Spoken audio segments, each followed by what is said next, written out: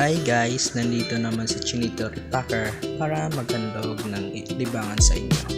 Ito nga pala yung una namin ginawa ngayon.